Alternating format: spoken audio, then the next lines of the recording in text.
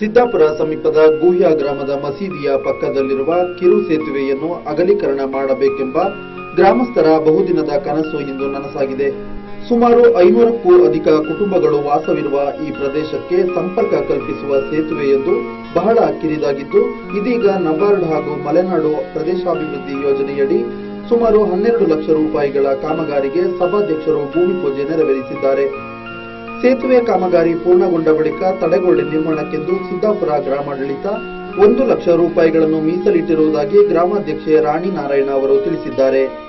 ಭೂಮಿ ಪೂಜೆ ನೆರವೇರಿಸಿದ ಬಳಿಕ ಗ್ರಾಮಸ್ಥರನ್ನುದ್ದೇಶಿಸಿ ಮಾತನಾಡಿದ ಮಾನ್ಯ ಸಭಾಧ್ಯಕ್ಷರು, ಈಗಾಗಲೇ ಗುಹ್ಯ ಗ್ರಾಮಕ್ಕೆ ಬಹುದಿನಗಳ ಬೇಡಿಕೆಯಂತೆ ಒಂದು ಸೇತುವೆ ಕಾಮಗಾರಿಗೆ ಚಾಲನೆ ನೀಡಿದ್ದು, ಈ ಕಾಮಗಾರಿಗೆ ಬೇಕಾದ ಸಹಕಾರವನ್ನು ಸಿದ್ದಾಪುರ ಗ್ರಾಮಾಡಳಿತ ಮಾಡುತ್ತಿದ್ದು, ನಬಾರ್ಡ್ ಮತ್ತು ಮಲೆನಾಡು ಪ್ರದೇಶಾಭಿವೃದ್ಧಿ ಯೋಜನೆಯಿಂದ ಸುಮಾರು 12 ಲಕ್ಷ ರೂಪಾಯಿ ಮಂಜೂರಾಗಿದ್ದು, ಸೇತುವೆ ನಿರ್ಮಾಣ ಕಾಮಗಾರಿಯನ್ನು ಶೀಘ್ರದಲ್ಲಿ ಪ್ರಾರಂಭಿಸಲಿದ್ದೇವೆ ಎಂದರು.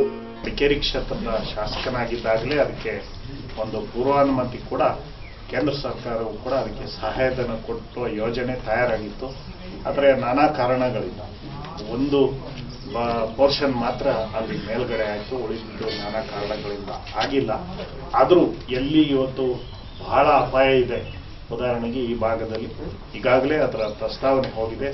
ಸದ್ಯದಲ್ಲೇ ಈ ತಡೆಗೋಡೆಗೆ ಎಲ್ಲಿ ಅವಶ್ಯಕತೆ ಇದೆ, ಈಗ ಆ ಸ್ಕೀಮ್ ಹೋಗಿ ಅವಶ್ಯಕತೆ ಇದ್ದಲ್ಲಿ ಮಾಡುವಂತ ಒಂದು ಪ್ರಯತ್ನ ಆಗ್ತಾ ಇದೆ.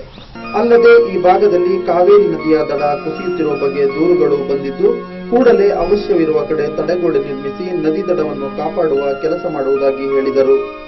ಈ ಸಂದರ್ಭ ಗ್ರಾಮ ಪಂಚಾಯತ್ ಅಧ್ಯಕ್ಷೆ ರಾಣಿ ನಾರಾಯಣ, ಜಿಲ್ಲಾ ಪಂಚಾಯತ್ ಸದಸ್ಯ ವೆಂಕಟೇಶ್, ತಾಲೂಕ್ ಪಂಚಾಯತ್ ಸದಸ್ಯೆ ಕೆಡಿ ರಜನಿ, ಗ್ರಾಮ ಪಂಚಾಯಿತಿ ಸದಸ್ಯರಾದ ಎಂಎ ಆನಂದ್, ಬಶೀರ್, ಮನೋಹರ್, ಜನೀಶ್ ಮತ್ತಿತರರು ಉಪಸ್ಥಿತರಿದ್ದರು. ಸುದ್ದಿ ಸಂಗಮಕ್ಕಾಗಿ ಅಜೀಜ್ ಎಂಎ ಸಿದ್ದಾಪುರ. ನಾನಾ ಅಲಂಕಾರ ದೀಪ್ತಂ ಸ್ಫಟಿಕಮಣಿ ನಮಿತಾ ಧಾಶಿವಾಕ್ಯಂ ಬ್ರಹ್ಮಾಂಡೌ ವ್ಯಾಪ್ತಿಃ